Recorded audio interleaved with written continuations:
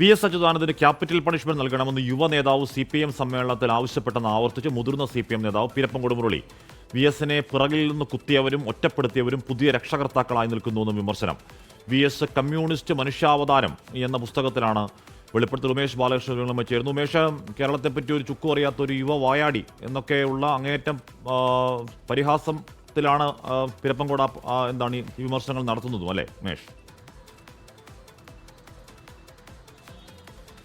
തീർച്ചയായും വി.എസ്. അച്യുതാനന്ദന്റെ മരണശേഷം നടത്തിയ വെളിപ്പെടുത്തലുകളിൽ ഇക്കാര്യം അദ്ദേഹം പറഞ്ഞിരുന്നു. അതിനുശേഷം തന്റെ പുസ്തകത്തിൽ കൂടുതൽ വെളിപ്പെടുത്തലുകൾ ഉണ്ടാകുമെന്ന് പറഞ്ഞെങ്കിലും അത് ആരാണ് അത്തരമൊരു പരാമർശം നടത്തിയതെന്ന് പുസ്തകത്തിൽ ഇപ്പോൾ അദ്ദേഹം പേരെടുത്ത് പറയുന്നില്ല. പക്ഷേ അദ്ദേഹം പറയുന്നത് ഇപ്രകാരമാണ്: വി.എസിനെ കുറിച്ച് പറഞ്ഞ ആൾ നാടും നാടിന്റെ ചരിത്രവും അറിയാത്ത ഒരു യുവ വായാടി ആണ് വി.എസിന് ക്യാപിറ്റൽ പണിഷ്മെന്റ് നൽകണമെന്നുള്ള പരാമർശം നടത്തിയത്. അത് കേട്ട് മുതിർന്ന നേതാക്കൾ ഊറിച്ചിരിക്കുകയായിരുന്നു എന്നും ഈ പുസ്തകത്തിൽ പറയുന്നുണ്ട്.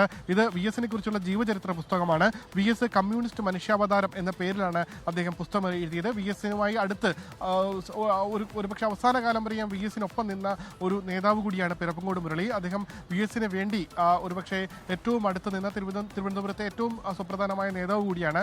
അദ്ദേഹം വി.എസിന്റെ ചരിത്രം എഴുതുമ്പോൾ അതിൽ നിർണായകമായ വെളിപ്പെടുത്തലുകൾ ഉണ്ടാകുമെന്ന് കരുതിയിരുന്നെങ്കിലും അദ്ദേഹം പേരെടുത്ത് കൂടുതൽ പേരെ വിമർശിക്കുന്നില്ല. പക്ഷേ ഇപ്പോഴത്തെ മുഖ്യമന്ത്രി പിണറായി വിജയനെ അടക്കമുള്ളവരെ വിമർശിക്കുന്നുണ്ട്.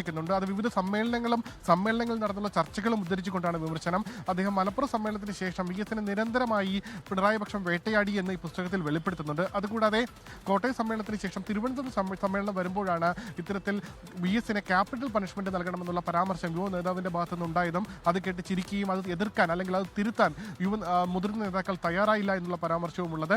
അതിനുശേഷം ആലപ്പുഴ സമ്മേളനത്തിലേക്ക് എത്തുമ്പോൾ വി.എസിന് വേണ്ടി മാത്രം 40 പേജുകൾ സംഘടനാ റിപ്പോർട്ടിൽ മാറ്റിവെച്ചു. വി.എസിനെ കുറ്റപ്പെടുത്താൻ വേണ്ടി മാത്രമായിരുന്നു ഈ 40 പേജുകൾ മാറ്റിവെച്ചത്.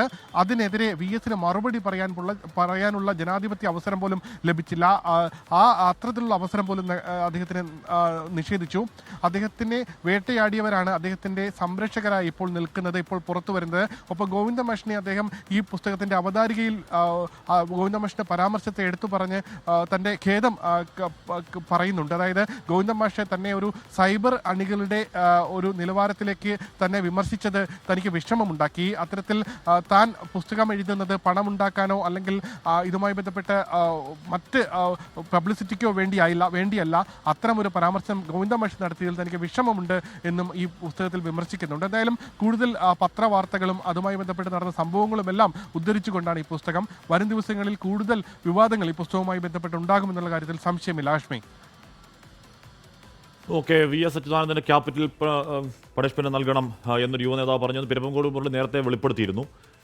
പുസ്തകത്തിൽ കുറച്ചുകൂടി വ്യക്തമായ കാര്യങ്ങൾ പറയുന്നുണ്ട്. കേരളത്തിൻ്റെ ചരിത്രമൊന്നും അറിയാത്ത ഒരു യുവ വായാടിയാണ് അത്തരത്തിൽ പ്ലാൻഡായി ആസൂത്രിതമായി വി.എസിനെതിരെയുള്ള രൂക്ഷ വിമർശനങ്ങൾ നടത്തിയത് എന്നൊക്കെ. ലോകത്തെവിടെയായാലും ഏത് സമയത്തും 24 വാർത്തകളും ഓഗ്മെന്റഡ് റിയാലിറ്റി പാക്കേജുകളും എക്സ്പ്ലെയിനറുകളും വിശദമായി കാണാൻ ഞങ്ങളുടെ യൂട്യൂബ് ചാനൽ നിങ്ങൾക്ക് സബ്സ്ക്രൈബ് ചെയ്യാം.